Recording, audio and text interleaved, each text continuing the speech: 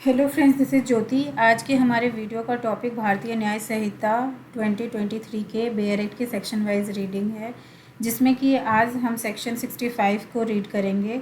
और ये सेक्शन 65 बात करता है punishment for rape in certain cases.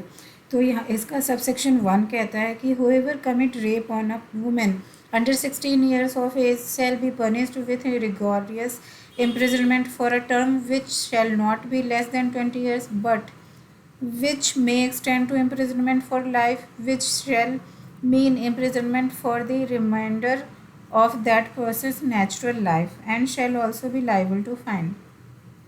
यहाँ पे बता रहा है कि अगर जो कोई ऐसा व्यक्ति ऐसा व्यक्ति जिसकी 16 साल से कम उम्र है और कोई पर्सन उसके साथ रेप कमिट करता है, तो इस कंडीशन में उस व्यक्ति को पनिशमेंट दी जाएगी। एक ही जो कठिन कारावास होता है वो दिया जाएगा, जिसकी अवधि 20 साल से कम की तो नहीं हो सकती।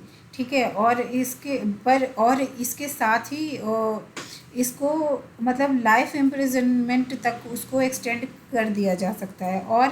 और ये जो यहाँ पे लाइफ इम्प्रिजनमेंट का मतलब हमें ये समझा जाएगा कि उस पर्सन की जो नेचुरल रिमाइंडर लाइफ है ना, यानी कि चाहे वो जैसे कि जब उसने ऑफेंस किया 16 साल से छोटे बच्चे 16 साल के बच्ची के साथ, तब उसकी उम्र सपोज 30 इयर्स थी। ठीक है।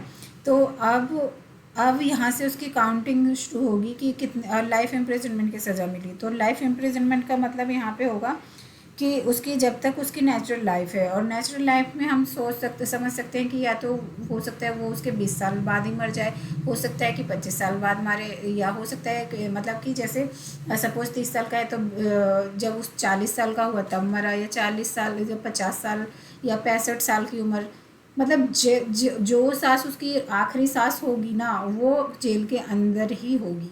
ऐसा ये लाइफ नेचुरल लाइफ कंसिडर किया जाएगा।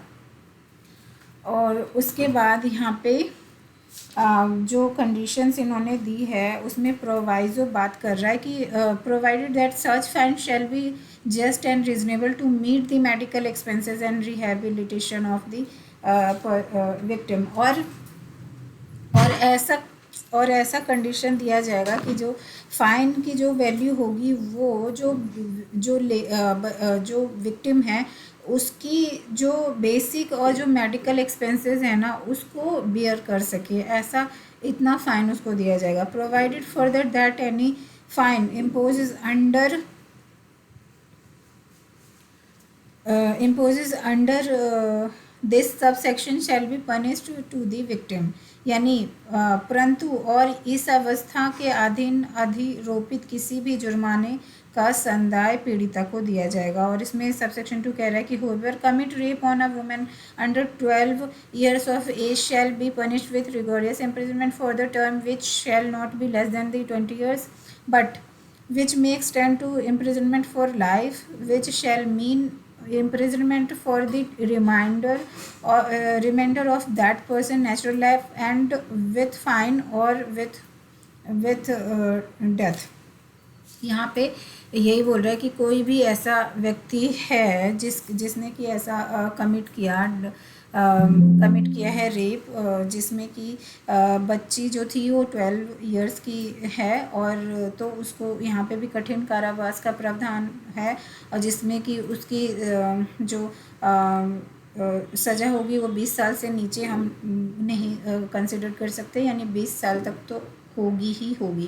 पर यहाँ पे जो कि यहाँ पे एक्सटेंड किया जा सकता है लाइफ इम्प्रिजनमेंट, जैसा कि अभी हमने सबसेक्शन 1 में जो पढ़ा था कि जो 16 साल तक की बच्ची है उससे कराए तो वो उसको एक्सटेंड कर दी जाएगी उसके नेचुरल लाइफ के लिए। और नेचुरल लाइफ का मतलब है जब भी उसकी आखिरी सांस तक का नेचुरल लाइफ, तो वही यहाँ पे भी वही प्रावधान है, और साथ में फाइन भी।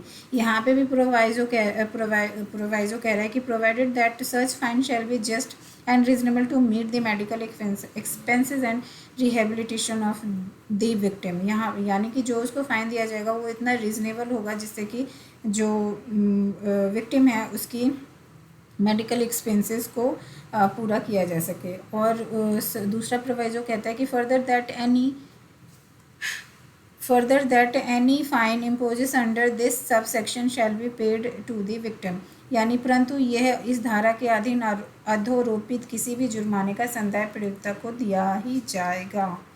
तो ये है सेक्शन, ये था हमारा सेक्शन 65 और भारतीय न्याय संहिता 2023। और इसका नेक्स्ट जो सेक्शन है वो है पनिशमेंट फॉर कॉजिंग डेथ और resulting in persistent vegetative state, जो कि सेक्शन 66 में है। तो अब हम अपने नेक्स्ट वीडियो में मिलते हैं सेक्शन 66 के साथ। Thank you so much for watching my video.